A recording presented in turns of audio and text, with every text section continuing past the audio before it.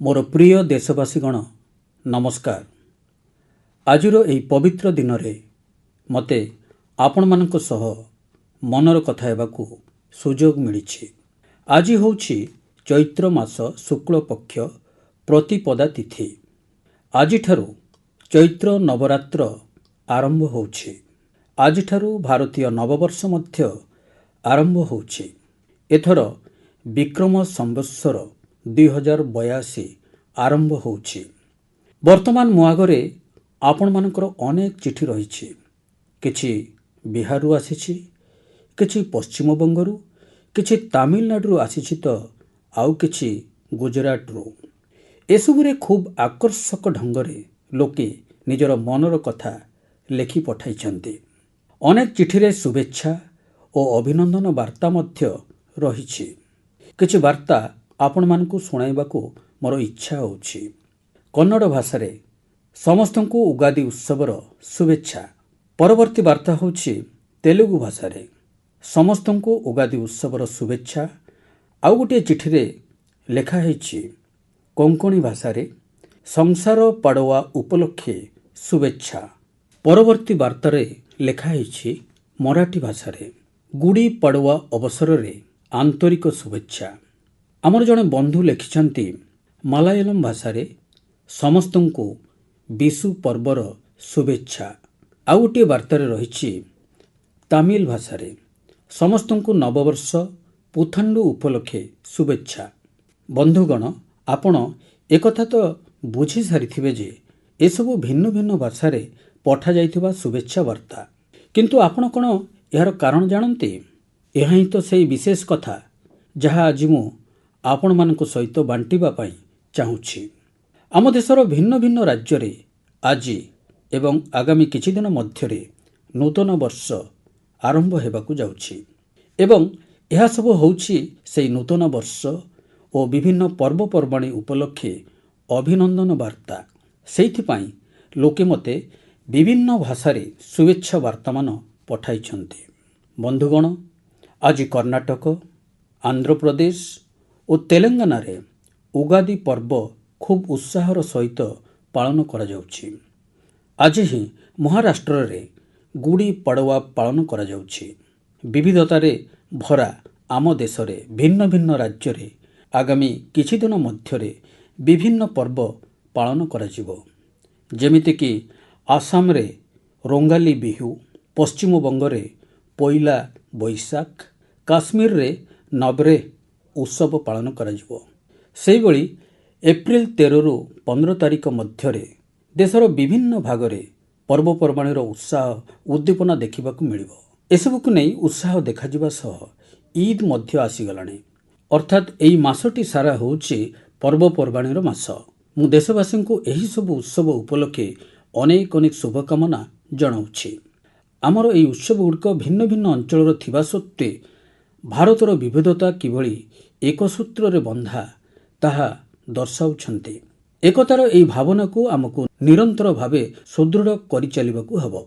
बंधुगण जेतेबेले परीक्षा आसी थाए सेतेबेले युवबंधु मानक सहित मु परीक्षा पे चर्चा करि थाए। एबे परीक्षा गुड़िक सरी जाइछि। अनेक विद्यालय तो पुणी थरे क्लास आरंभ पई प्रस्तुति चलिछि। तापरे ग्रीष्म अवकाश मध्य हेबो। पिलामाने एही समय को आग्रहर सहित अपेक्षा करिथांती। मते तो मोर पिलादिन कथा मने पड़ुछि।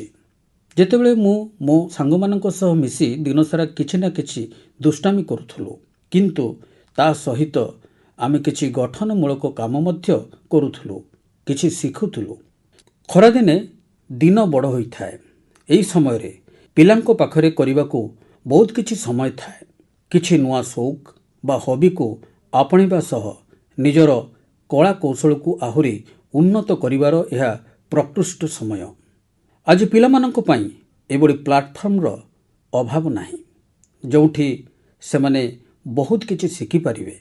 जेमिति कि कोनोसी संस्था कारीगरी कौशल संपर्क शिविर आयोजन करुथुबो, तेबे पिलामाने सेठारे आप प्रस्तुत करिबा सह ओपन सोर्स सॉफ्टवेयर विषय रे जानि परिबे।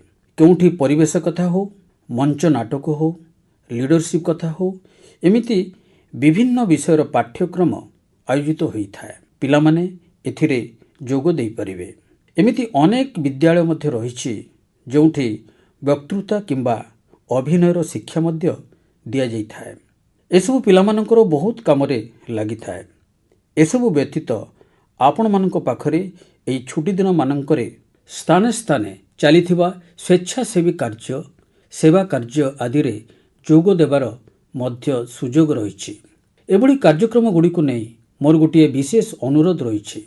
ଯଦି କୌଣସି ସଂସ୍ଥା, କୌଣସି ବିଦ୍ୟାଳୟ କିମ୍ବା ସାମାଜିକ ସଂସ୍ଥା କିମ୍ବା ବିଜ୍ଞାନ କେନ୍ଦ୍ର ଆଦି ଏଭଳି ସମର ଆକ୍ଟିଭିଟିଜ୍ ଆୟୋଜନ କରୁଥାନ୍ତି, ତାହେଲେ ସେଗୁଡ଼ିକୁ #MyHolidaysରେ ନିଶ୍ଚିତ ଭାବେ ସେୟାର କରନ୍ତୁ।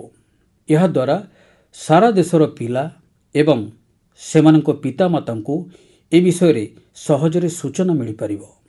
ମୋର ଯୁବବନ୍ଧୁଗଣ, ମୁଁ ଆଜି ଆପଣମାନଙ୍କ ସହିତ ମାଇଁ ଭାରତର ସେହି ବିଶେଷ କ୍ୟାଲେଣ୍ଡର ସମ୍ପର୍କରେ ମଧ୍ୟ ଆଲୋଚନା କରିବାକୁ ଚାହୁଁଛି, ଯାହାକୁ ଏହି ସମର ଭ୍ୟାକେସନକୁ ଦୃଷ୍ଟିରେ ରଖି ପ୍ରସ୍ତୁତ କରାଯାଇଛି। ଏହି କ୍ୟାଲେଣ୍ଡରର ଗୋଟିଏ କପି ବର୍ତ୍ତମାନ ମୋ ସାମ୍ନାରେ ରହିଛି। ମୁଁ ଏହି କ୍ୟାଲେଣ୍ଡରରୁ କିଛି ନିଆରା ପ୍ରଚେଷ୍ଟାଗୁଡ଼ିକୁ ସେୟାର କରିବାକୁ ଚାହୁଁଛି।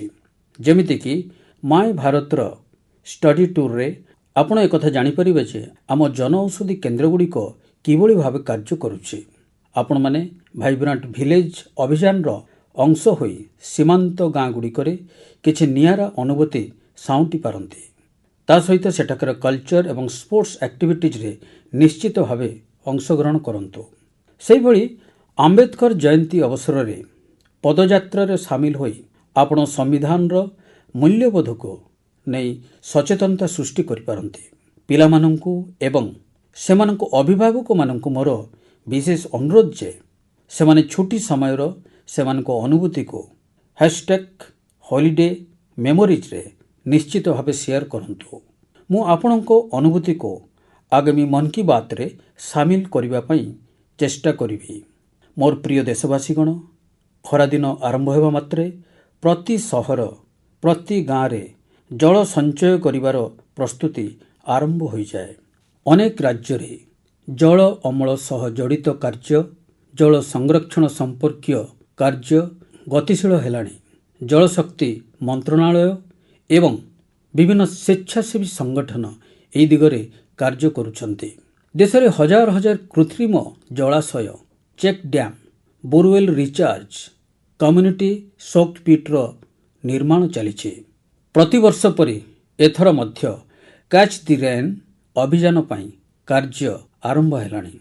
ଏହି ଅଭିଯାନ ସରକାରଙ୍କର ନୁହେଁ, ବରଂ ଏହା ସମାଜର, ଜନସାଧାରଣଙ୍କର। ଜଳ ସଂରକ୍ଷଣ ସହ ଅଧିକରୁ ଅଧିକ ଲୋକଙ୍କୁ ସମ୍ପୃକ୍ତ କରିବା ପାଇଁ ଜଳ ସଞ୍ଚୟ ଜନଭାଗିଦାରୀ ଅଭିଯାନ ମଧ୍ୟ ଆରମ୍ଭ କରାଯାଇଛି। ଯେଉଁ ପ୍ରାକୃତିକ ସମ୍ବଳ ଆମକୁ ମିଳିଛି, ସେଗୁଡ଼ିକୁ ଆଗାମୀ ପିଢ଼ିକୁ ସୁରକ୍ଷିତ ଭାବେ ହସ୍ତାନ୍ତର କରିବା ହିଁ ଏହାର ଏକମାତ୍ର ଉଦ୍ଦେଶ୍ୟ। ବନ୍ଧୁଗଣ, ବର୍ଷା ଜଳକୁ ସଂରକ୍ଷଣ କରି ଆମେ ବହୁତ ଜଳ ନଷ୍ଟ ହେବାରୁ ରକ୍ଷା କରିପାରିବା। ବିଗତ କିଛି ବର୍ଷରେ ଏହି ଅଭିଯାନ ମାଧ୍ୟମରେ ଦେଶର ଅନେକ ଅଞ୍ଚଳରେ ଜଳ ସଂରକ୍ଷଣକୁ ନେଇ ଅଭୂତପୂର୍ବ କାର୍ଯ୍ୟ ହୋଇଛି। ଆପଣ ଜାଣି ଆଶ୍ଚର୍ଯ୍ୟ ହେବେ ଯେ ଗତ 7-8 ବର୍ଷରେ ନୂଆ କରି ଖୋଳାଯାଇଥିବା ଜଳାଶୟ, ପୋଖରୀ ଏବଂ ଅନ୍ୟ ୱାଟର ରିଚାର୍ଜ ଷ୍ଟ୍ରକ୍ଚର ଦ୍ୱାରା 11 ବିଲିୟନ କ୍ୟୁବିକ୍ ମିଟର ଠାରୁ ମଧ୍ୟ ଅଧିକ ଜଳ ସଂରକ୍ଷିତ ହୋଇପାରିଛି। ଆପଣ ଭାବୁଥିବେ ଯେ 11 ବିଲିୟନ କ୍ୟୁବିକ୍ ମିଟର ପାଣି ଅର୍ଥାତ୍ କେତେ ପାଣି? ବନ୍ଧୁଗଣ, ଭାକ୍ରାନଗର ଡ୍ୟାମ୍ରେ ଯେତେ ପାଣି ଜମା ହୋଇ ରହିଥାଏ, ତାର ଫଟୋଚିତ୍ର ତ ଆପଣମାନେ ନିଶ୍ଚୟ ଦେଖିଥିବେ। ଏହି ପାଣିରୁ ସୃଷ୍ଟି ହୋଇଥାଏ ଗୋବିନ୍ଦ ସାଗର ହ୍ରଦ। ଏହି ହ୍ରଦର ଲମ୍ବ 90 କିଲୋମିଟରରୁ ଅଧିକ। ଏହି ହ୍ରଦରେ 9ରୁ 10 ବିଲିୟନ କ୍ୟୁବିକ୍ ମିଟର ବା ତାଠାରୁ ଅଧିକ ଜଳ ସଂରକ୍ଷିତ ହୋଇପାରେ ନାହିଁ। ମାତ୍ର 9ରୁ 10 ବିଲିୟନ କ୍ୟୁବିକ୍ ମିଟର। କିନ୍ତୁ ଦେଶବାସୀ ନିଜର ଛୋଟ ଛୋଟ ପ୍ରଚେଷ୍ଟା ମାଧ୍ୟମରେ ଦେଶର ବିଭିନ୍ନ ଅଞ୍ଚଳରେ 11 ବିଲିୟନ କ୍ୟୁବିକ୍ ମିଟର ପାଣି ସଞ୍ଚୟର ବ୍ୟବସ୍ଥା କରିଦେଲେ। ଏହା ଏକ ଚମତ୍କାର କଥା ନୁହେଁ କି? ବନ୍ଧୁଗଣ, ଏ ଦିଗରେ କର୍ଣ୍ଣାଟକର ଗଡ଼କ ଜିଲ୍ଲାର ଲୋକେ ମଧ୍ୟ ଏକ ଉଦାହରଣ ସୃଷ୍ଟି କରିଛନ୍ତି। କିଛି ବର୍ଷ ପୂର୍ବେ ସେଠାକାର 2ଟି ଗାଁର ହ୍ରଦ ସମ୍ପୂର୍ଣ୍ଣ ଶୁଖିଗଲା ଏପରି ଏକ ସମୟ ଆସିଲା ଯେତେବେଳେ ପଶୁମାନଙ୍କ ପାଇଁ ମଧ୍ୟ ପିଇବା ପାଣି ନଥିଲା। ଧୀରେ ଧୀରେ ହ୍ରଦଟି ଘାସ ଓ ବୁଦାରେ ପରିପୂର୍ଣ୍ଣ ହୋଇଗଲା। କିନ୍ତୁ ଗାଁର କିଛି ଲୋକ ହ୍ରଦକୁ ପୁନର୍ଜୀବିତ କରିବାର ନିଷ୍ପତ୍ତି ନେଲେ ଓ କାମରେ ଲାଗି ପଡ଼ିଲେ। ଆଉ ଯେମିତି କୁହାଯାଏ, ଯେଉଁଠି ଇଚ୍ଛା ସେଇଠି ଉପାୟ। ଗାଁ ଲୋକଙ୍କ ପ୍ରୟାସ ଦେଖି ପାଖରେ ଥିବା ସାମାଜିକ ସଂଗଠନଗୁଡ଼ିକ ମଧ୍ୟ ସେମାନଙ୍କ ସହିତ ଯୋଗ ଦେଲେ। ସବୁ ଲୋକ ମିଶି ଅଳିଆ ଓ କାଦୁଅ ସଫା କଲେ ଏବଂ କିଛି ସମୟ ପରେ ହ୍ରଦ ଅଞ୍ଚଳ ସମ୍ପୂର୍ଣ୍ଣ ପରିଷ୍କାର ହୋଇଗଲା। ଏବେ ଲୋକେ ବର୍ଷା ଋତୁକୁ ଅପେକ୍ଷା କରିଛନ୍ତି। ସତରେ ଏହା କ୍ୟାଚ୍ ଦି ରେନ୍ ଅଭିଯାନର ଏକ ଚମତ୍କାର ଉଦାହରଣ। ବନ୍ଧୁଗଣ, ଆପଣମାନେ ମଧ୍ୟ ସାମୂହିକ ସ୍ତରରେ ଏପରି ପ୍ରୟାସରେ ଯୋଗ ଦେଇପାରିବେ। ଏହି ଜନ ଆନ୍ଦୋଳନକୁ ଆଗକୁ ନେବା ପାଇଁ ଆପଣଙ୍କୁ ଏବେଠାରୁ ଯୋଜନା ଆରମ୍ଭ କରିବାକୁ ପଡ଼ିବ ଏବଂ ଆପଣଙ୍କୁ ଆଉ ଗୋଟିଏ କଥା ମନେ ରଖିବାକୁ ପଡ଼ିବ, ଯଦି ସମ୍ଭବ ହୁଏ ଗ୍ରୀଷ୍ମ ଋତୁରେ ଆପଣଙ୍କ ଘର ସାମ୍ନାରେ ମାଠିଆରେ ଥଣ୍ଡା ପାଣି ନିଶ୍ଚିତ ରଖନ୍ତୁ। ଆପଣଙ୍କ ଘରର ଛାତ କିମ୍ବା ବାରଣ୍ଡାରେ ପକ୍ଷୀମାନଙ୍କ ପାଇଁ ପାଣି ରଖନ୍ତୁ। ଏହି ପୁଣ୍ୟ କାମ କରିବା ପରେ ଦେଖିବେ ଆପଣଙ୍କୁ କେତେ ଭଲ ଲାଗିବ। ବନ୍ଧୁଗଣ, ଏବେ ମନ୍ କି ବାତ୍ରେ ଉତ୍ସାହର କଥା, ବିଭିନ୍ନ ଆହ୍ୱାନ ସତ୍ତ୍ୱେ ଉତ୍ସାହ ଦେଖାଇବାର କଥା। କିଛିଦିନ ତଳେ ଶେଷ ହୋଇଥିବା ଖେଲୋ ଇଣ୍ଡିଆ ପାରା ଗେମ୍ସରେ ଖେଳାଳିମାନେ ପୁଣି ଥରେ ସେମାନଙ୍କର ସମର୍ପଣ ଓ ପ୍ରତିଭା ପ୍ରଦର୍ଶନ କରି ସମସ୍ତଙ୍କୁ ଆଶ୍ଚର୍ଯ୍ୟ କରିଦେଲେ। ଏଥର ଆଗ ଅପେକ୍ଷା ଅଧିକ ଖେଳାଳି ଏହି ଖେଳଗୁଡ଼ିକରେ ଭାଗ ନେଇଥିଲେ। ଏହା ଦର୍ଶାଉଛି ଯେ ପାରା ସ୍ପୋର୍ଟସ୍ କେତେ ଲୋକପ୍ରିୟ ହେଉଛି। ଖେଲୋ ଇଣ୍ଡିଆ ପାରା ଗେମ୍ସରେ ଅଂଶଗ୍ରହଣ କରିଥିବା ସମସ୍ତ ଖେଳାଳିଙ୍କୁ ସେମାନଙ୍କର ଚମତ୍କାର ପ୍ରୟାସ ପାଇଁ ମୁଁ ଅଭିନନ୍ଦନ ଜଣାଉଛି। ପ୍ରଥମ, ଦ୍ୱିତୀୟ ଓ ତୃତୀୟ ସ୍ଥାନ ହାସଲ କରିଥିବାରୁ ମୁଁ ହରିୟାଣା, ତାମିଲନାଡୁ ଓ ଉତ୍ତରପ୍ରଦେଶର ଖେଳାଳିମାନଙ୍କୁ ଶୁଭକାମନା ଜଣାଉଛି। ଏହି ଖେଳଗୁଡ଼ିକରେ ଆମର ଦିବ୍ୟାଙ୍ଗ ଖେଳାଳିମାନେ 18ଟି ଜାତୀୟ ରେକର୍ଡ ମଧ୍ୟ କରିଥିଲେ, ଯେଉଁଥିରୁ 12ଟି ଆମର ମହିଳା ଖେଳାଳିଙ୍କ ନାମରେ ଥିଲା। ଏହି ବର୍ଷ ଖେଲୋ ଇଣ୍ଡିଆ ପାରା ଗେମ୍ସରେ ସ୍ୱର୍ଣ୍ଣ ପଦକ ଜିତିଥିବା ବାହୁ କୁସ୍ତି ଯୋଦ୍ଧା ଜୋବି ମ୍ୟାଥ୍ୟୁ ମୋ ପାଖକୁ ଏକ ଚିଠି ଲେଖିଛନ୍ତି। ମୁଁ ତାଙ୍କ ଚିଠିରୁ କିଛି ଅଂଶ ପଢ଼ି ଶୁଣାଇବାକୁ ଚାହୁଁଛି। ସେ ଲେଖିଛନ୍ତି, ପଦକ ଜିତିବା ବହୁତ ସ୍ୱତନ୍ତ୍ର, କିନ୍ତୁ ଆମର ସଂଘର୍ଷ କେବଳ ପୋଡ଼ିୟମରେ ଠିଆ ହେବା ପର୍ଯ୍ୟନ୍ତ ସୀମିତ ନୁହେଁ। ଆମେ ପ୍ରତିଦିନ ଏକ ଯୁଦ୍ଧ ଲଢ଼ୁ। ଜୀବନ ଆମକୁ ଅନେକ ପ୍ରକାରରେ ପରୀକ୍ଷା କରେ। ବହୁତ କମ୍ ଲୋକ ଆମର ସଂଘର୍ଷକୁ ବୁଝନ୍ତି। ଏହା ସତ୍ତ୍ୱେ ଆମେ ସାହସର ସହିତ ଆଗକୁ ବଢ଼ୁ। ଆମେ ଆମର ସ୍ୱପ୍ନ ପୂରଣ କରିବା ପାଇଁ କଠିନ ପରିଶ୍ରମ କରୁ। ଆମେ ବିଶ୍ୱାସ କରୁ ଯେ ଆମେ କାହାଠାରୁ କମ୍ ନୁହେଁ। ବାଃ, ଜୋବି ମ୍ୟାଥ୍ୟୁ, ଆପଣ ବହୁତ ସୁନ୍ଦର ଲେଖିଛନ୍ତି, ଚମତ୍କାର ଲେଖିଛନ୍ତି। ଏହି ଚିଠି ପାଇ ମୁଁ ଆପଣଙ୍କୁ କୃତଜ୍ଞତା ଜଣାଉଛି। ମୁଁ ଜୋବି ମ୍ୟାଥ୍ୟୁ ଓ ଆମର ସମସ୍ତ ଦିବ୍ୟାଙ୍ଗ ବନ୍ଧୁମାନଙ୍କୁ କହିବାକୁ ଚାହୁଁଛି ଯେ ଆପଣମାନଙ୍କ ପ୍ରୟାସ ଆମ ପାଇଁ ବହୁତ ବଡ଼ ପ୍ରେରଣା। ବନ୍ଧୁଗଣ, ଦିଲ୍ଲୀରେ ଆଉ ଏକ ସୁନ୍ଦର କାର୍ଯ୍ୟକ୍ରମ ଲୋକମାନଙ୍କୁ ବହୁତ ପ୍ରେରଣା ଦେଇଛି ଓ ଉତ୍ସାହରେ ଭରି ଦେଇଛି। ଏକ ଅଭିନବ ଚିନ୍ତାଧାରା ଭାବରେ ପ୍ରଥମ ଥର ପାଇଁ ଫିଟ୍ ଇଣ୍ଡିଆ କାର୍ନିଭାଲ ଆୟୋଜନ କରାଯାଇଥିଲା। ବିଭିନ୍ନ ଅଞ୍ଚଳରୁ ପ୍ରାୟ 25,000 ଲୋକ ଏଥିରେ ଅଂଶଗ୍ରହଣ କରିଥିଲେ। ସମସ୍ତଙ୍କର ଲକ୍ଷ୍ୟ ସମାନ ଥିଲା, ଫିଟ୍ ରହିବା ଏବଂ ଫିଟନେସ୍ ବିଷୟରେ ସଚେତନତା ସୃଷ୍ଟି କରିବା। ଏହି କାର୍ଯ୍ୟକ୍ରମରେ ଅଂଶଗ୍ରହଣ କରିଥିବା ଲୋକଙ୍କୁ ସେମାନଙ୍କ ସ୍ୱାସ୍ଥ୍ୟ ଓ ପୋଷଣ ସମ୍ବନ୍ଧୀୟ ସୂଚନା ମଧ୍ୟ ମିଳିଥିଲା। ମୋର ଅନୁରୋଧ ଯେ ଆପଣମାନେ ଆପଣଙ୍କ ଅଞ୍ଚଳରେ ମଧ୍ୟ ଏପରି କାର୍ନିଭାଲ ଆୟୋଜନ କରନ୍ତୁ। ଏହି ପ୍ରୟାସରେ ମାଇ ଭାରତ ଆପଣଙ୍କ ପାଇଁ ବହୁତ ସହାୟକ ହୋଇପାରିବ। ବନ୍ଧୁଗଣ, ଆମର ସ୍ୱଦେଶୀ ଖେଳଗୁଡ଼ିକ ଏବେ ଲୋକପ୍ରିୟ ସଂସ୍କୃତିର ଏକ ଅଂଶ ପାଲଟିଛନ୍ତି। ଆପଣମାନେ ସମସ୍ତେ ପ୍ରସିଦ୍ଧ ରାପର ହନୁମାନ କାଇଣ୍ଡଙ୍କୁ ତ ଜାଣିଥିବେ। ଆଜିକାଲି ତାଙ୍କର ନୂଆ ଗୀତ ରନ୍ ଇଟ୍ ଅପ୍ ବହୁତ ପ୍ରସିଦ୍ଧ ହେଉଛି। ଏଥିରେ କାଲାରିପାୟଟ୍ଟୁ, ଗତ୍କା ଓ ଥାଙ୍ଗ୍ ତା ଭଳି ଆମର ପାରମ୍ପରିକ ସାମରିକ କଳା ଅନ୍ତର୍ଭୁକ୍ତ। ମୁଁ ହନୁମାନ କାଇଣ୍ଡଙ୍କୁ ଅଭିନନ୍ଦନ ଜଣାଉଛି ଯେ ତାଙ୍କ ପ୍ରୟାସ ଦ୍ୱାରା ବିଶ୍ୱବାସୀ ଆମର ପାରମ୍ପରିକ ସାମରିକ କଳା ବିଷୟରେ ଜାଣିପାରୁଛନ୍ତି। ମୋର ପ୍ରିୟ ଦେଶବାସୀଗଣ, ପ୍ରତି ମାସରେ ମୁଁ ମାଇ ଗଭ୍ ଏବଂ ନାମୋ ଆପ୍ରେ ଆପଣମାନଙ୍କଠାରୁ ବହୁତ ବାର୍ତ୍ତା ପାଇଥାଏ। ମୋର ପ୍ରିୟ ଦେଶବାସୀଗଣ, ପ୍ରତି ମାସରେ ମୁଁ ମାଇ ଗଭ୍ ଏବଂ ନାମୋ ଆପ୍ରେ ଆପଣମାନଙ୍କଠାରୁ ବହୁତ ବାର୍ତ୍ତା ପାଏ। ଅନେକ ବାର୍ତ୍ତା ମୋ ହୃଦୟକୁ ଛୁଇଁଥାଏ ତ ଆଉ କିଛି ମୋତେ ଗର୍ବିତ କରାଏ। ଅନେକ ସମୟରେ ଏହି ବାର୍ତ୍ତାଗୁଡ଼ିକରେ ଆମର ସଂସ୍କୃତି ଓ ପରମ୍ପରା ବିଷୟରେ ଅସାଧାରଣ ସୂଚନା ଥାଏ। ଏଥର ଯେଉଁ ବାର୍ତ୍ତାଗୁଡ଼ିକ ମୋର ଦୃଷ୍ଟି ଆକର୍ଷଣ କରିଥିଲା, ମୁଁ ତା ବିଷୟରେ ଆପଣଙ୍କୁ ଜଣାଇବାକୁ ଚାହୁଁଛି। ବାରାଣସୀର ଅଥର୍ବ କପୁର, ମୁମ୍ବାଇର ଆରିୟସ୍ ଲିଖା ଓ ଅତ୍ରେୟ ମାନ ନିକଟରେ ମୋର ମରିସସ୍ ଯାତ୍ରା ଉପରେ ନିଜର ଭାବନା ଲେଖି ପଠାଇଛନ୍ତି। ସେମାନେ ଲେଖିଛନ୍ତି ଯେ ଏହି ଯାତ୍ରା ସମୟରେ ସେମାନେ ଗୀତ ଗୱୈଙ୍କ ପ୍ରଦର୍ଶନକୁ ବହୁତ ଉପଭୋଗ କରିଥିଲେ। ପୂର୍ବ ଉତ୍ତରପ୍ରଦେଶ ଏବଂ ବିହାରରୁ ମିଳିଥିବା ଅନେକ ଚିଠିରେ ମୁଁ ସମାନ ଭାବନା ଦେଖିଛି।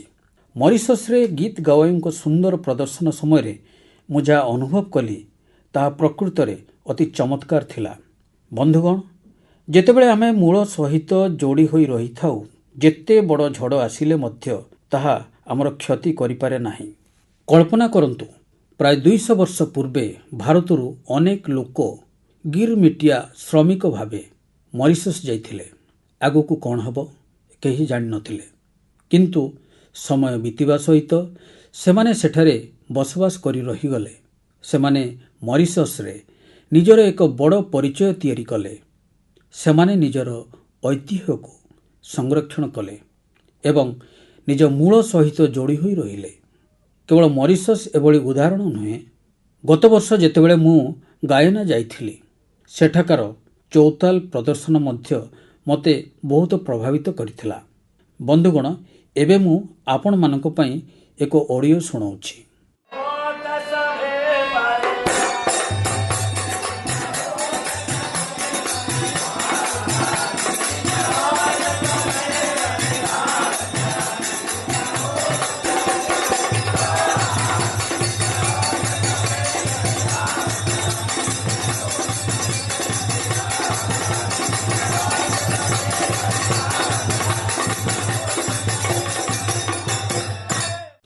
ଆପଣମାନେ ନିଶ୍ଚୟ ଭାବୁଥିବେ ଯେ ଏହା ତ ଆମ ଦେଶର କେଉଁ ଅଞ୍ଚଳର କଥା, କିନ୍ତୁ ଆପଣ ଜାଣି ଆଶ୍ଚର୍ଯ୍ୟ ହେବେ ଯେ ଏହାର ସମ୍ପର୍କ ଫିଜି ସହିତ ଅଛି।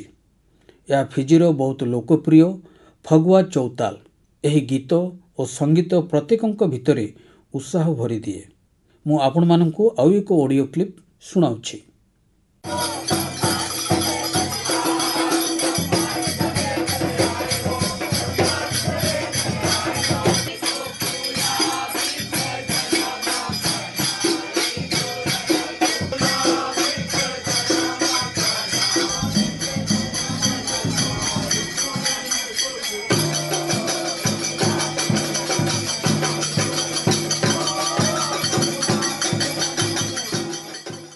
ଏହି ଅଡ଼ିଓଟି ହେଉଛି ସୁରିନାମର ଚୌତାଲ। ଟିଭିରେ ଏହି କାର୍ଯ୍ୟକ୍ରମ ଦେଖୁଥିବା ଦେଶବାସୀ ସୁରିନାମର ରାଷ୍ଟ୍ରପତି ଏବଂ ମୋର ବନ୍ଧୁ ଚାନ୍ ସନ୍ତୋଖି ଜୀଙ୍କୁ ଏହା ଉପଭୋଗ କରୁଥିବାର ଦେଖିପାରିବେ। ବୈଠକ ଓ ଗୀତର ଏହି ପରମ୍ପରା ତ୍ରିନିଦାଦ ଓ ଟବାଗୋରେ ମଧ୍ୟ ଖୁବ୍ ଲୋକପ୍ରିୟ। ଏହିସବୁ ଦେଶର ଲୋକେ ରାମାୟଣ ବହୁତ ପଢ଼ନ୍ତି। ଫଗୁଆ ଏଠାରେ ବହୁତ ଲୋକପ୍ରିୟ ଏବଂ ସମସ୍ତ ଭାରତୀୟ ପର୍ବପର୍ବାଣି ଖୁବ୍ ଉତ୍ସାହ ଉଦ୍ଦୀପନାର ସହିତ ପାଳନ କରାଯାଏ। ତାଙ୍କର ଅନେକ ଗୀତ ଭୋଜପୁରୀ, ଅବଧୀ କିମ୍ବା ମିଶ୍ରିତ ଭାଷାରେ ଅଛି।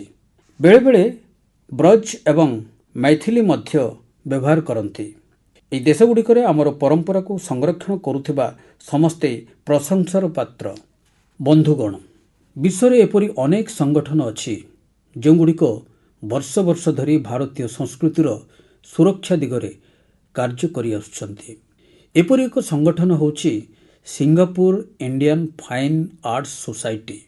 ଭାରତୀୟ ନୃତ୍ୟ, ସଙ୍ଗୀତ ଏବଂ ସଂସ୍କୃତିର ସଂରକ୍ଷଣରେ ନିୟୋଜିତ ଏହି ସଂଗଠନ ନିଜର ଗୌରବମୟ 75 ବର୍ଷ ପୂରଣ କରିଛି। ଏହି ଅବସରରେ ଆୟୋଜିତ କାର୍ଯ୍ୟକ୍ରମରେ ସିଙ୍ଗାପୁର ରାଷ୍ଟ୍ରପତି ଶ୍ରୀ ଥର୍ମନ ସନ୍ମୁଗରତ୍ନମଜୀ ସମ୍ମାନିତ ଅତିଥି ଭାବେ ଯୋଗ ଦେଇଥିଲେ। ସେ ଏହି ସଂଗଠନର ପ୍ରୟାସକୁ ବହୁତ ପ୍ରଶଂସା କରିଥିଲେ। ମୁଁ ଏହି ଟିମ୍କୁ ବହୁତ ଶୁଭେଚ୍ଛା ଜଣାଉଛି। ବନ୍ଧୁଗଣ, ମନ୍ କି ବାତ୍ରେ ଦେଶବାସୀଙ୍କ ସଫଳତା ସହିତ ଆମେ ପ୍ରାୟ ସାମାଜିକ ବିଷୟରେ ବି ଚର୍ଚ୍ଚା କରିଥାନ୍ତି। ଅନେକ ସମୟରେ ଆହ୍ୱାନଗୁଡ଼ିକ ଉପରେ ମଧ୍ୟ ଚର୍ଚ୍ଚା ହୁଏ। ଏଥର ମନ୍ କି ବାତ୍ରେ ମୁଁ ଏଭଳି ଏକ ଆହ୍ୱାନ ସମ୍ବନ୍ଧରେ କହିବାକୁ ଚାହୁଁଛି, ଯାହା ସିଧା ଆମ ସମସ୍ତଙ୍କ ସହିତ ଯୋଡ଼ି ହୋଇଛି। ଏହି ଆହ୍ୱାନ ହେଉଛି ଟେକ୍ସଟାଇଲ୍ ୱେଷ୍ଟ। ଆପଣ ଭାବୁଥିବେ ଯେ ଟେକ୍ସଟାଇଲ୍ ୱେଷ୍ଟ ରୂପରେ ଏ ନୂଆ ଶତ୍ରୁଟି ପୁଣି କେଉଁଠୁ ଆସିଲା? ବାସ୍ତବରେ ଟେକ୍ସଟାଇଲ୍ ୱେଷ୍ଟ ସାରା ବିଶ୍ୱ ପାଇଁ ଏବେ ଗୋଟିଏ ନୂତନ ଚିନ୍ତାର କାରଣ ହୋଇପଡ଼ିଛି। ଆଜିକାଲି ସାରା ବିଶ୍ୱରେ ପୁରୁଣା କପଡ଼ାକୁ ଯଥାଶୀଘ୍ର ହଟାଇ ନୂଆ କପଡ଼ା ନେବାର ଚଳଣି ବଢ଼ୁଛି। ଆପଣ କେବେ ଭାବିଛନ୍ତି କି ଯେଉଁ ପୁରୁଣା କପଡ଼ାଗୁଡ଼ିକ ଆପଣ ପିନ୍ଧିବା ଛାଡ଼ି ଦେଉଛନ୍ତି, ସେଗୁଡ଼ିକ କ'ଣ ହେଉଛି? ଏହିଗୁଡ଼ିକ ହିଁ ଟେକ୍ସଟାଇଲ୍ ୱେଷ୍ଟରେ ପରିଣତ ହେଉଛି। ଏ ବିଷୟରେ ଅନେକ ଗୁଡ଼ିଏ ବିଶ୍ୱସ୍ତରୀୟ ଅନୁସନ୍ଧାନ ହେଉଛି। ଗୋଟିଏ ଅନୁସନ୍ଧାନରେ ଜାଣିବାକୁ ମିଳିଛି ଯେ ମାତ୍ର 1% ବି କମ୍ ଟେକ୍ସଟାଇଲ୍ ୱେଷ୍ଟକୁ ନୂଆ କପଡ଼ାରେ ପୁନଃ ବ୍ୟବହାରଯୋଗ୍ୟ କରାଯାଉଛି। 1% ବି ମଧ୍ୟ କମ୍। ଭାରତ ଦୁନିଆର ତୃତୀୟ ଦେଶ ଯେଉଁଠି ସବୁଠାରୁ ଅଧିକ କପଡ଼ା ଆବର୍ଜନା ବାହାରୁଛି। ଅର୍ଥାତ୍ ଆମ ପାଖରେ ମଧ୍ୟ ବହୁତ ବଡ଼ ଆହ୍ୱାନ ରହିଛି। କିନ୍ତୁ ମୁଁ ଖୁସି ଯେ ଆମ ଦେଶରେ ଏହି ଆହ୍ୱାନର ମୁକାବିଲା କରିବା ପାଇଁ ଅନେକ ପ୍ରଶଂସନୀୟ ପ୍ରୟାସ କରାଯାଉଛି। ଅନେକ ଭାରତୀୟ ଷ୍ଟାର୍ଟଅପ୍ସ କପଡ଼ା ପୁନରୁଦ୍ଧାର ସୁବିଧା ଉପରେ କାମ ଆରମ୍ଭ କରିଛନ୍ତି। ଏଭଳି ଅନେକ ଦଳ ଅଛନ୍ତି ଯେଉଁମାନେ ଆମର ଆବର୍ଜନାକୁ ବାଛୁଥିବା ଭାଇ ଭଉଣୀମାନଙ୍କର ସଶକ୍ତିକରଣ ପାଇଁ ମଧ୍ୟ କାମ କରୁଛନ୍ତି। ଅନେକ ଯୁବବନ୍ଧୁମାନେ ସଷ୍ଟେନେବଲ୍ ଫ୍ୟାଶନର ଚେଷ୍ଟାରେ ଲାଗିଛନ୍ତି। ସେମାନେ ପୁରୁଣା କପଡ଼ା ଏବଂ ଜୋତା ଚପଲ ଏସବୁକୁ ପୁନଃ ବ୍ୟବହାରଯୋଗ୍ୟ କରି ଗରିବଙ୍କ ପାଖରେ ପହଞ୍ଚାଉଛନ୍ତି। କପଡ଼ା ଆବର୍ଜନାରୁ ସାଜସଜ୍ଜାର ଜିନିଷ, ହ୍ୟାଣ୍ଡବ୍ୟାଗ୍, ପ୍ରସାଧନ ସାମଗ୍ରୀ ଏବଂ ଖେଳନା ଭଳି ଅନେକ ଜିନିଷ ତିଆରି କରାଯାଉଛି। ଅନେକ ଗୁଡ଼ିଏ ସଂସ୍ଥା ଆଜିକାଲି ସର୍କୁଲାର ଫ୍ୟାଶନ ବ୍ରାଣ୍ଡକୁ ଲୋକପ୍ରିୟ କରିବାରେ ଲାଗିପଡ଼ିଛନ୍ତି। ନୂଆ ନୂଆ ରେଣ୍ଟାଲ ପ୍ଲାଟଫର୍ମ ମଧ୍ୟ ଖୋଲୁଅଛି, ଯେଉଁଠି ବିଭିନ୍ନ ଡିଜାଇନର କପଡ଼ା ଭଡ଼ାରେ ମିଳିପାରୁଛି। କେତେକ ସଂସ୍ଥା ପୁରୁଣା କପଡ଼ାଗୁଡ଼ିକୁ ନେଇ ତାକୁ ପୁନଃ ବ୍ୟବହାରଯୋଗ୍ୟ କରୁଛନ୍ତି ଏବଂ ଗରିବମାନଙ୍କ ପାଖରେ ପହଞ୍ଚାଉଛନ୍ତି। ବନ୍ଧୁଗଣ, ଟେକ୍ସଟାଇଲ୍ ୱେଷ୍ଟ ନିରାକରଣ କରିବାରେ କେତେକ ସହର ନିଜର ଏକ ନୂଆ ପରିଚୟ ସୃଷ୍ଟି କରିଛି। ହରିୟାଣାର ପାନିପତ କପଡ଼ା ପୁନଃଚକ୍ରଣ କ୍ଷେତ୍ରରେ ବିଶ୍ୱସ୍ତରୀୟ କେନ୍ଦ୍ର ଭାବରେ ଉଭା ହୋଇଛି। ଅଭିନବ ବୈଷୟିକ ସମାଧାନର ସହର ଭାବେ ଜଣାଶୁଣା ବେଙ୍ଗାଲୁରୁ ମଧ୍ୟ ନିଜର ଭିନ୍ନ ଏକ ପରିଚୟ ସୃଷ୍ଟି କରିଛି। ଏଠାରେ ଅଧାରୁ ଅଧିକ ଟେକ୍ସଟାଇଲ୍ ୱେଷ୍ଟକୁ ଜମା କରାଯାଏ, ଯାହାକି ଆମର ଅନ୍ୟ ସହରମାନଙ୍କ ପାଇଁ ମଧ୍ୟ ଏକ ଉଦାହରଣ। ସେହିଭଳି ତାମିଲନାଡୁର ତିରୁପୁର ବର୍ଜ୍ୟ ଜଳ ପରିଚାଳନା ଏବଂ ଅକ୍ଷୟ ଶକ୍ତି ମାଧ୍ୟମରେ ଟେକ୍ସଟାଇଲ୍ ୱେଷ୍ଟ ପରିଚାଳନାରେ ଯୋଗ ଦେଇଛି। ମୋର ପ୍ରିୟ ଦେଶବାସୀଗଣ, ଆଜି ଫିଟନେସ୍ ସଙ୍ଗେ ସଙ୍ଗେ ଗଣତିରେ ମଧ୍ୟ ଏକ ବଡ଼ ଭୂମିକା ଆସିଗଲାଣି। ଗୋଟିଏ ଦିନରେ କେତେ ପାଦ ଚାଲିଲେ ତାର ଗଣତି, ଗୋଟିଏ ଦିନରେ କେତେ କ୍ୟାଲୋରି ଖାଇଲେ ତାର ଗଣତି, କେତେ କ୍ୟାଲୋରି ନଷ୍ଟ କଲେ ତାର ଗଣତି। ଏତେ ପ୍ରକାରର ଗଣତି ଭିତରେ ଆଉ ଗୋଟିଏ ଗଣତି ମଧ୍ୟ ଆରମ୍ଭ ହୋଇଗଲାଣି, ଆନ୍ତର୍ଜାତିକ ଯୋଗ ଦିବସର ଗଣତି। ଯୋଗ ଦିବସ ପାଇଁ ଏବେ 100 ଦିନରୁ ମଧ୍ୟ କମ୍ ସମୟ ଅଛି। ଯଦି ଆପଣ ନିଜ ଜୀବନରେ ଏପର୍ଯ୍ୟନ୍ତ ଯୋଗକୁ ସାମିଲ କରିନାହାନ୍ତି, ତେବେ ଏବେ ନିଶ୍ଚୟ କରିଦିଅନ୍ତୁ। ଏବେ ବି ଡେରି ହୋଇନି।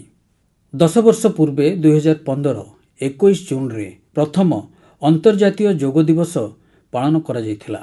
ଏବେ ତ ଏହି ଦିବସଟି ଯୋଗର ଏକ ବିରାଟ ମହୋତ୍ସବର ରୂପ ଗ୍ରହଣ କଲାଣି। ଏହା ମାନବ ଜାତିକୁ ଭାରତର ଏଭଳି ଏକ ଅମୂଲ୍ୟ ଉପହାର, ଯାହାକି ଭବିଷ୍ୟତ ବଂଶଧରମାନଙ୍କର ବହୁତ କାମରେ ଆସିବ। 2025 ମସିହାର ଯୋଗ ଦିବସର ଥିମ୍ ରଖାଯାଇଛି yoga for one earth and one health, ଅର୍ଥାତ୍ ଆମେ ଯୋଗ ମାଧ୍ୟମରେ ସମଗ୍ର ବିଶ୍ୱକୁ ସୁସ୍ଥ ରଖିବାର କାମନା କରୁଛୁ। ବନ୍ଧୁଗଣ, ଆମ ସମସ୍ତଙ୍କ ପାଇଁ ଗୋଟିଏ ଗର୍ବର କଥା ହେଲା, ଆଜି ଆମର ଯୋଗ ଏବଂ ପାରମ୍ପରିକ ଔଷଧକୁ ନେଇ ସାରା ଦୁନିଆରେ ଜିଜ୍ଞାସା ବଢ଼ୁଛି। ବହୁ ସଂଖ୍ୟାରେ ଯୁବକମାନେ ଯୋଗ ଏବଂ ଆୟୁର୍ବେଦକୁ ସୁସ୍ଥ ରହିବାର ଏକ ଉତ୍ତମ ମାଧ୍ୟମ ମାନି ଏହାକୁ ଗ୍ରହଣ କରୁଛନ୍ତି। ଯେପରିକି ଦକ୍ଷିଣ ଆମେରିକାର ଦେଶ ଚିଲି, ସେଠାରେ ଆୟୁର୍ବେଦ ଅତି ଦ୍ରୁତ ଗତିରେ ଲୋକପ୍ରିୟ ହେବାରେ ଲାଗିଛି। ଗତ ବର୍ଷ ମୋର ବ୍ରାଜିଲ ଯାତ୍ରା ସମୟରେ ମୁଁ ଚିଲିର ରାଷ୍ଟ୍ରପତିଙ୍କୁ ଭେଟିଥିଲି। ଆୟୁର୍ବେଦର ଏହି ଲୋକପ୍ରିୟତାକୁ ନେଇ ଆମ ଭିତରେ ଖୁବ୍ ଚର୍ଚ୍ଚା ହୋଇଥିଲା। ମୋତେ ସମସ୍ ଇଣ୍ଡିଆ ନାମକ ଗୋଟିଏ ଦଳ ବିଷୟରେ ଖବର ମିଳିଛି। ସ୍ପାନିଶରେ ଏହାର ଅର୍ଥ ହେଉଛି ୱି ଆର୍ ଇଣ୍ଡିଆ। ଏହି ଦଳ ପ୍ରାୟ 1 ଦଶକ ଧରି ଯୋଗ ଏବଂ ଆୟୁର୍ବେଦକୁ ପ୍ରୋତ୍ସାହନ ଦେବାରେ ଲାଗିଛନ୍ତି। ସେମାନେ ଚିକିତ୍ସା ସଙ୍ଗେ ସଙ୍ଗେ ଶୈକ୍ଷିକ କାର୍ଯ୍ୟକ୍ରମ ଉପରେ ପ୍ରାଧାନ୍ୟ ଦେଉଛନ୍ତି। ସେମାନେ ଆୟୁର୍ବେଦ ଏବଂ ଯୋଗ ସମ୍ବନ୍ଧିତ ସୂଚନାଗୁଡ଼ିକୁ ସ୍ପାନିଶ ଭାଷାରେ ଅନୁବାଦ ମଧ୍ୟ କରୁଛନ୍ତି। ଯଦି ଗତ ବର୍ଷର କଥା ଦେଖିବା, ତେବେ ସେମାନଙ୍କର ଭିନ୍ନ ଭିନ୍ନ ଇଭେଣ୍ଟ ଓ ପାଠ୍ୟକ୍ରମରେ ପ୍ରାୟ 9,000 ଲୋକ ଭାଗ ନେଇଥିଲେ। ଏହି ଦଳ ସହିତ ସମ୍ପୃକ୍ତ ଲୋକମାନଙ୍କୁ ସେମାନଙ୍କର ଏହି ପ୍ରୟାସ ପାଇଁ ମୁଁ ବହୁତ ଅଭିନନ୍ଦନ ଜଣାଉଛି। ମୋର ପ୍ରିୟ ଦେଶବାସୀଗଣ, ମନ୍ କି ବାତ୍ରେ ଏବେ ଗୋଟିଏ ଖଟା ମିଠା ଏବଂ ଓଲଟ ପାଲଟ ପ୍ରଶ୍ନ। ଆପଣ କେବେ ଫୁଲମାନଙ୍କ ଯାତ୍ରା ସମ୍ବନ୍ଧରେ ଭାବିଛନ୍ତି କି? ଗଛଲତାରେ ଫୁଟୁଥିବା କିଛି ଫୁଲର ଯାତ୍ରା ମନ୍ଦିର ପର୍ଯ୍ୟନ୍ତ ହୋଇଥାଏ। କିଛି ଫୁଲ ଘରକୁ ସୁନ୍ଦର କରନ୍ତି, କିଛି ଅତର ରୂପରେ ଚାରିଆଡ଼େ ସୁଗନ୍ଧ ବିତରଣ କରନ୍ତି। କିନ୍ତୁ ଆଜି ମୁଁ ଆପଣମାନଙ୍କୁ ଫୁଲର ଆଉ ଗୋଟିଏ ଯାତ୍ରା ବିଷୟରେ କହିବି। ଆପଣ ମହୁଲ ଫୁଲ ସମ୍ବନ୍ଧରେ ନିଶ୍ଚୟ ଶୁଣିଥିବେ। ଆମ ଗାଁମାନଙ୍କରେ ଏବଂ ବିଶେଷ କରି ଆଦିବାସୀ ସମ୍ପ୍ରଦାୟର ଲୋକମାନେ ଏହାର ମହତ୍ତ୍ୱ ଭଲ ଭାବରେ ଜାଣନ୍ତି। ଦେଶର ଅନେକ ଭାଗରେ ଏବେ ମହୁଲ ଫୁଲର ଯାତ୍ରା ଗୋଟିଏ ନୂଆ ରାସ୍ତାରେ ବାହାରି ପଡ଼ିଛି। ମଧ୍ୟପ୍ରଦେଶର ଛିନ୍ଦୱାଡ଼ା ଜିଲ୍ଲାରେ ମହୁଲ ଫୁଲରୁ କୁକିଜ୍ ତିଆରି ହେଉଛି। ରାଜଖୋ ଗାଁର 4 ଭଉଣୀଙ୍କ ପ୍ରୟାସରେ ଏହି କୁକିଜ୍ ବହୁତ ଲୋକପ୍ରିୟ ହେଉଛି।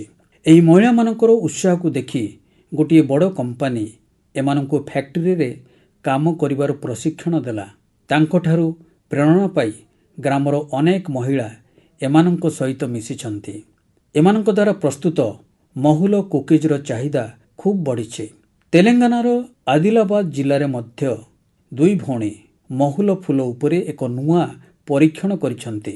ସେମାନେ ଏଥିରୁ ବିଭିନ୍ନ ପ୍ରକାରର ଖାଦ୍ୟ ପ୍ରସ୍ତୁତ କରୁଛନ୍ତି, ଯାହାକୁ ଲୋକମାନେ ବହୁତ ପସନ୍ଦ କରୁଛନ୍ତି।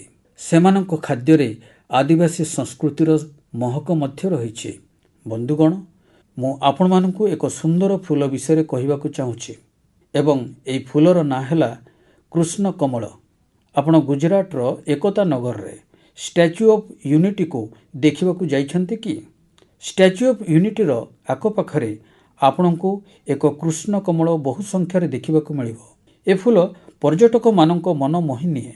ଏହି କୃଷ୍ଣ କମଳ ଏକତା ନଗରର ଆରୋଗ୍ୟ ବନ, ଏକତା ନର୍ସରୀ, ବିଶ୍ୱବନ ଏବଂ ମିୟାୱାକି ଜଙ୍ଗଲରେ ଆକର୍ଷଣର କେନ୍ଦ୍ର ପାଲଟି ଯାଇଛି। ଏଠାରେ ଯୋଜନାବଦ୍ଧ ଭାବରେ ଲକ୍ଷ ଲକ୍ଷ ସଂଖ୍ୟାରେ କୃଷ୍ଣ କମଳର ଚାରା ଲଗାଯାଇଛି।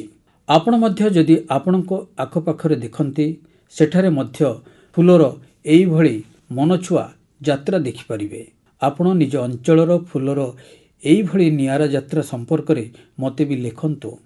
ମୋର ପ୍ରିୟ ବନ୍ଧୁଗଣ, ଆପଣ ମୋତେ ସବୁଦିନ ଭଳି ନିଜର ବିଚାର, ଅନୁଭବ ଏବଂ ସୂଚନାଗୁଡ଼ିକ ଜଣାନ୍ତୁ। ହୋଇପାରେ ଆପଣଙ୍କ ଆଖପାଖରେ କିଛି ଏମିତି ହେଉଥିବ ଯାହା ଆପଣମାନଙ୍କୁ ସାଧାରଣ ଲାଗିଲେ ମଧ୍ୟ ଅନ୍ୟମାନଙ୍କ ପାଇଁ ବହୁତ ରୋଚକ ବା ନୂଆ ହେଇଥିବ। ଆସନ୍ତା ମାସରେ ଆମେ ପୁଣି ଭେଟିବା ଏବଂ ଦେଶବାସୀମାନଙ୍କର ସେହି କଥାଗୁଡ଼ିକର ଚର୍ଚ୍ଚା କରିବା, ଯାହା ଆମକୁ ପ୍ରେରଣାରେ ଭରିଦେବ। ଆପଣ ସମସ୍ତଙ୍କୁ ବହୁତ ଧନ୍ୟବାଦ। ନମସ୍କାର।